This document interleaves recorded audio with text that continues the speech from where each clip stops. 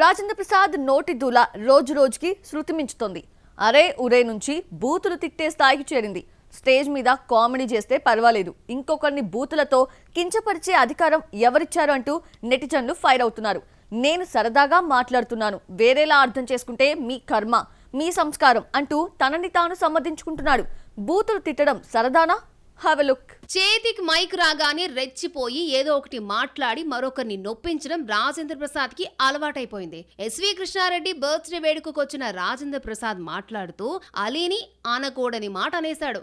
అందరి ముందు అలా అనడంతో అలీ ఫ్యాన్స్ రాజేంద్ర ప్రసాద్ పై మండిపడుతున్నారు. తాగొచ్చి మాట్లాడినా నోటికి అదుపు లేకుండా ఇలా మాట్లాడతారా అంటూ విమర్శలు గుప్పిస్తున్నారు. అలాంటి మాట బహిరంగంగా ఉపయోగించకూడదు. నోటి దోలతో నోరు జారినా సరిదిద్దుకునే ప్రయత్నం చేయలేదు. చివరికి సారీ చెప్పడానికి రాజేంద్ర ప్రసాద్ ఇష్టపడలేదు. సోమవారం జరిగిన షష్ఠి పూర్తి సక్సెస్ మీట్ లో మాట్లాడుతూ ఈ మధ్య తాను ఏం మాట్లాడినా తప్పుగా అర్థం చేసుకుంటున్నారని, అది వాళ్ళ కర్మ, వాళ్ళ సంస్కారము అన్నారు. తానెప్పటికీ ఇలాగే సరదాగే ఉంటానన్నారు. తోటి నటుణ్ణి అందరి ముందు బూతు మాటతో పిలవడం మీ సంస్కారమా అంటూ రాజేంద్ర ప్రసాద్ కి నెటిజన్లు కౌంటర్లు ఇస్తున్నారు. అంత సరదాగా ఉంటే అదే బూతు మాటతో ముద్దుగా పిలిపించుకోమంటూ ట్రోలింగ్ చేస్తున్నారు. రాజేంద్ర ప్రసాద్ మాట్లాడుతున్న టైంలో రోజా సభలోకొచ్చి అందరినీ పలకరిస్తోంది. సైలెన్స్ గా ఉండాలంటూ అందరినీ కసురుకున్న నటికిరీటి రోజాను ఉద్దేశించి దీన్ని కూడా నేనే పరిచయం చేశాను అన్నాడు. అందరి ముందు తోటి ఆర్టిస్ట్ ను ఇలా పిలవడమే నీ సంస్కారం అంటూ సోషల్ మీడియాలో రోజా ఫ్యాన్స్ రెచ్చిపోయారు. రాజేంద్ర ప్రసాద్ మంచి కిక్ మీద ఉండడంతో ఏం మాట్లాడుతున్నాడో ఆయనకే తెలీదు. అందరినీ ఏదో ఒక కామెంట్ చేసి నొప్పించడమే ధ్యేయంగా పెట్టుకున్నాడు. కృష్ణారెడ్డిని అభినందించడానికి వచ్చిన రవలిని ఉద్దేశిస్తూ చిన్న గుండ్రాయిలా ఉందన్నాడు రాజేంద్ర ప్రసాద్. ఇలా బాడీ షేమింగ్ కి కూడా పాల్పడ్డాడు. రాజేంద్ర ప్రసాద్ బూతు పదాన్ని అలీ లైట్ గా తీసుకున్నాడు. ఆ మధ్య కుమార్తె చనిపోయిన పుట్టెడు దుఃఖంలో రాజేంద్ర ప్రసాద్ ఉన్నారని, మాట తూలిందే కానీ ఉద్దేశపూర్వకంగా అనలేదంటూ వీడియో రిలీజ్ చేశాడు అలీ. రాజేంద్ర ప్రసాద్ వస్తే ప్రమోషన్ వస్తోందన్న నిర్మాతలు ఫీల్ అయ్యే పరిస్థితి మారిపోయింది. ఎక్కడ ఏ కాంట్రవర్సీతో సినిమా బ్యాడ్ అవుతుందోనని భయపడిపోతున్నారు. రాబిన్హుడ్ ప్రీ రిలీజ్ ఈవెంట్ లో ఒరై వార్నర్ ఇదే వార్నింగ్ అంటూ నట కిరీటి మాట్లాడిన తీరు ఈ క్రికెటర్ ఫ్యాన్స్ కి కోపం తెప్పించింది. రాజేంద్ర ప్రసాద్ ఏం మాట్లాడాడో వార్నర్ కి అర్థం కాక నవ్వాడు. అర్థమైన ఫ్యాన్స్ మాత్రం నటికిరీటిని ట్రోల్ చేయడం స్టార్ట్ చేశారు. దీంతో సారీ కోరుతూ వీడియో రిలీజ్ చేశాడు. ప్రీ రిలీజ్ ఈవెంట్ కు ముందు వార్నర్ తో సరదాగా గడిపిన విశేషాలని పంచుకుంటూ తన కమెంట్ల వల్ల ఎవరైనా బాధపడితే క్షమించాలని కోరారు.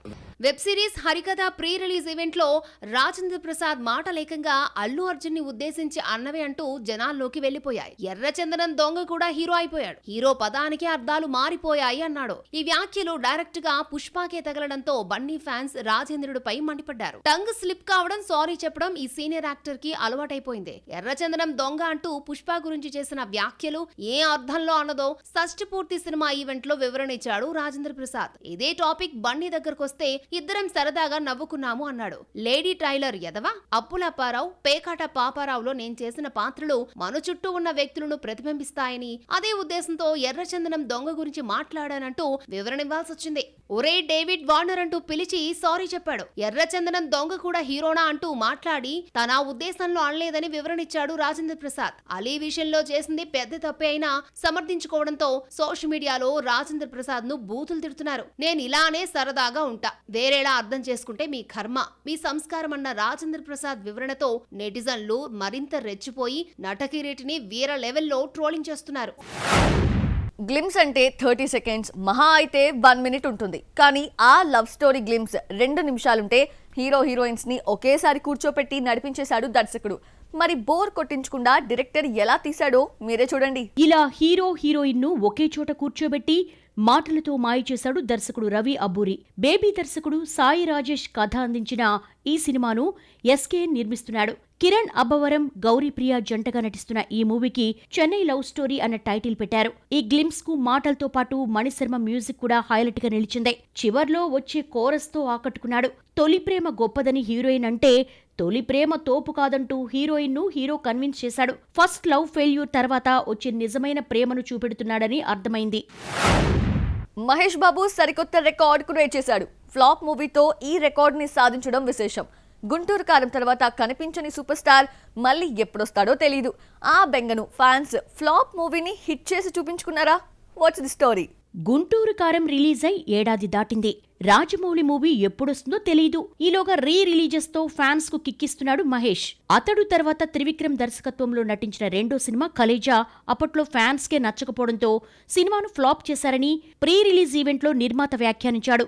ఇలాంటి ఫ్లాప్ సినిమా తెలుగు రిలీజ్ రికార్డులన్నిటినీ బద్దలు కొట్టింది. మహేష్ బాబు తన రికార్డును తనే బ్రేక్ చేశాడు.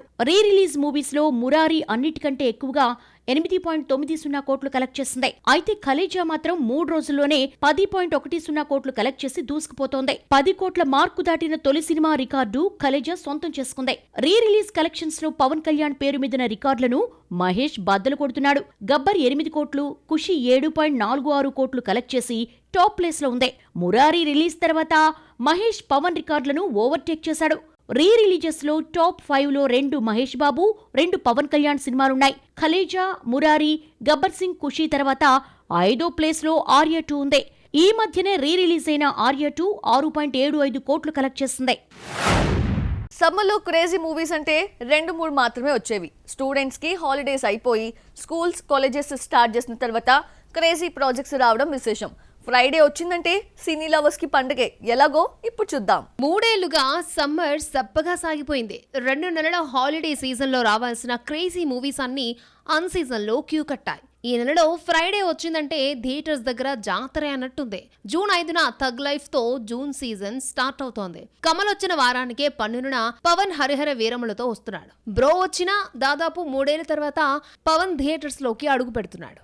ఇక 3వ శుక్రవారంలో 3 సినిమాలు రిలీజ్ అవుతున్నాయి. లవ్ స్టోరీ తీసిన 4 ఏళ్ల తర్వాత శేఖర్ కమల కుబేరా వస్తోంది. ధనుష్, నాగార్జున, రష్మిక ముఖ్య పాత్రలో కనిపించే ఈ సినిమా 20న విడుదలవుతోంది. అదే రోజు చిన్న సినిమా 8 వసంతాలు, ఆమిర్ ఖాన్, సితారే జమీన్ పర్ రిలీజ్ అవుతున్నాయి. డిసెంబర్లో రావాల్సిన మంచు విష్ణు, కన్నప్ప వాయిదాలు పడుతూ ఎట్టకేలకు 27న విడుదలవుతోంది. ప్రభాస్, అక్షయ్ కుమార్, మోహన్ లాల్, కాజల్ వంటి స్టార్ ప్యాడింగ్ తో కన్నప్ప రూపొందింది. ఇదే రోజు విజయ్ ఆంటోనీ క్రైమ్ థ్రిల్లర్ మార్గన్ కూడా అదృష్టం పరీక్షించుకుంటోంది. కన్నడ భాషపై కమల్ చేసిన వివాదాస్పద వ్యాఖ్యలు శివరాజ్ కుమార్ కి తలనొప్పి తెచ్చిపెట్టాయా? కమల్ వ్యాఖ్యలను సమర్థించారంటూ కన్నడ సూపర్ స్టార్ ని కన్నడిగులు ట్రోలింగ్ చేస్తున్నారు.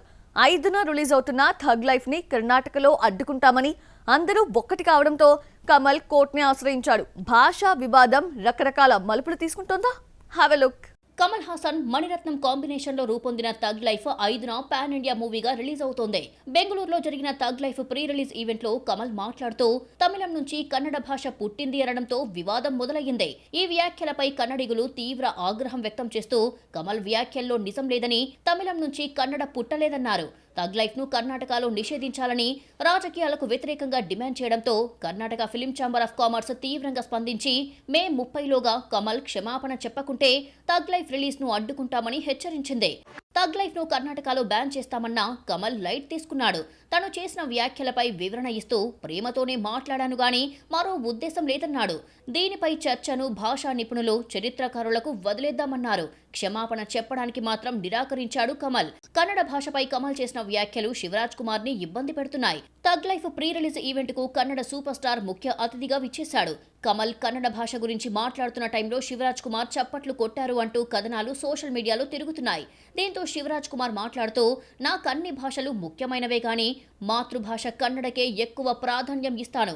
కమల్ భాషపై కామెంట్ చేసినప్పుడు నేను చప్పట్లు కొడుతున్నట్లుగా చూపించారు.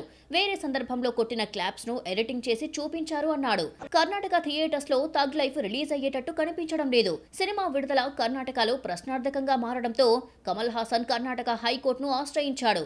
కర్ణాటకలో ప్రదర్శించేందుకు వీలుగా ఆదేశాలు ఇవ్వాలని కోరారు. కమల్ నిర్మాణ సంస్థ రాజ్ కమల్ ఫిల్మ్స్ ఇంటర్నేషనల్ బ్యానర్లో థగ్ లైఫ్ రూపొందింది. తన సినిమా ప్రదర్శనకు ఆటంకం కలగకుండా రాష్ట్ర ప్రభుత్వం, పోలీస్ డిపార్ట్మెంట్ ఫిల్మ్ ఛాంబర్కు ఆదేశాలు జారీ చేయాలని కోరారు.